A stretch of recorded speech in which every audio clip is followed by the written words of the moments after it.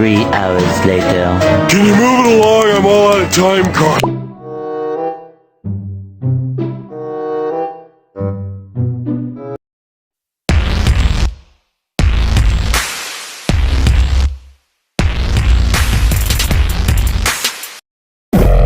What? Tomorrow.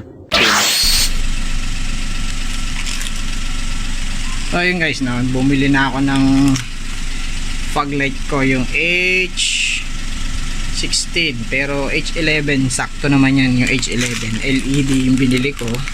So di ko pa malaman kung maliwanag to sa gabi. Sa ngayon isa pa lang napalitan ko kasi ito busted na yung sa right side ko So H16 to, ang nilagay ko is H11. Wala nga lang tagging pero makikita nyo naman yan sa syempre sa Lazada. So ito yung kulay niya, ayan, yellow. So malaman natin kung ganun siya kaliwanag o ano. So check natin again. Tapos yung kabila is ito, ayan. So hindi naman ganun kaliwanag nga, pero malaman natin yung pagdating ng ng gabi. Pero papalitan ko na rin to. Yan. So umaga ngayon, malaman natin sa gabi. Kasi nag-repaint na rin ako ng front skirt ko till nagbitak-bitak na. So bawal sa maselan to sa spoiler ko ganun din. 2 years din tinagal ng paint. So siguro susunod next year papapaint na ako mismo sa sa paint shop. Kasi DIY ko lang muna at walang budget ulit. So unti-unti natin yan. Tas yung mugs, pare-repaint ko rin yan. So yun lang naman guys for my video today. So paunti-unti lang naman muna tayo. So ayun, ito ikakabit ko na rin tong isang to mamaya. Dinukot ko na lang yan doon sa kabila. Itong isa di ko lang sure kung madudukot ko. So ayun guys, 2,000 years later. so ayun guys, no, ako ikapapalit ko lang ng drive belt. So ito yung pinagpalitan, no. So syempre alam nyo na kung saan tayo bibili, again and again.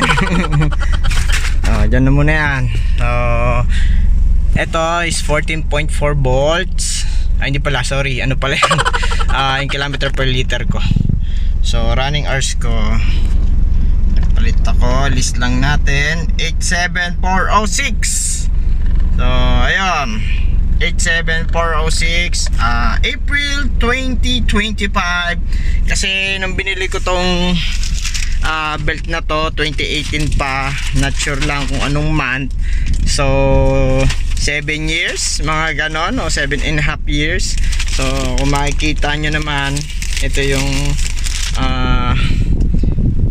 output nya, medyo manipis na kumpara mo doon sa binili kong bago. So ilalagay ko na lang dito sa kabilang video yung comparison ko. So ito kasi indication ko is pag may crack na dyan, may mga nakikita ka ng crack dito. Sorry, hindi lang masyado kita sa video pero hanapan natin ng may crack to. Madilim kasi sa loob, ang init kasi ngayon kaya kailangan sa loob tayo. Pinaano ko na rin yung aircon para at least malaman ko. So ayun, yun lang naman. So tingnan ko na lang din tong ko, OBD ko, kung ano ang magiging sistema. I-connect lang natin. I-connect Bluetooth.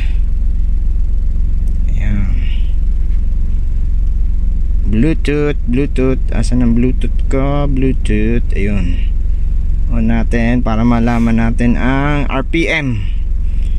Yung ating RPM, while sa digital kasi may RPM naman din dito ayan. Pero mas maganda yung dito, at least makikita mo talaga yung niya. Offline. Bakit siya offline? Ayan, online na. So ayan, connecting. Ayun, easy detected, OBD. Hop, saan ba tayo pupunta dito? Nilimutan ko na. Data, ayun. Wala naman tayo dito. So RPM natin, 911 ang RPM ko. 911 RPM.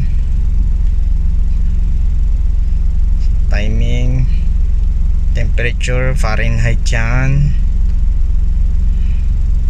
So oxygen sensor, BD, yan. So ayan yung mga parameters ko ngayon. Sa ngayon, hanapin natin yung voltage. Ayun, 14.1. So ayun, saktuhan lang naman siya. So ayan, wala na, yun lang. So monitor lang natin kung ano ang, kung maingay man siya o ano. So basta indicator lang yan is kung kapalitin na talaga siya. Yung gilid, yung side, tapos yung crack dito sa loob. Ayan, again and again, uulitin natin. Masisilip nyo naman yan doon sa labas. Tapos itong sa side na to, ayan, pag medyo ano na siya, yung medyo parang may kain na rin siya. So ayan, tsaka yung parang tahi niya na ano, saan naman napunta yun? Ito, yung may tahi.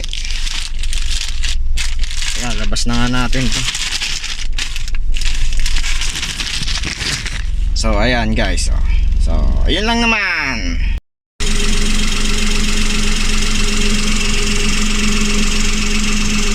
Ayan, bagong palit ng drive belt.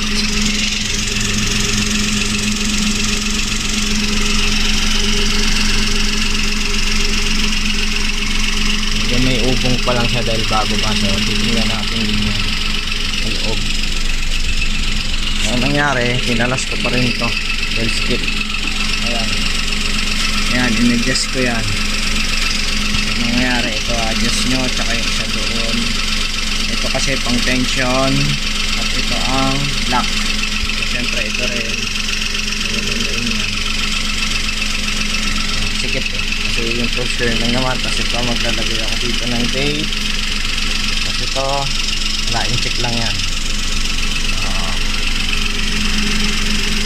Ayun guys,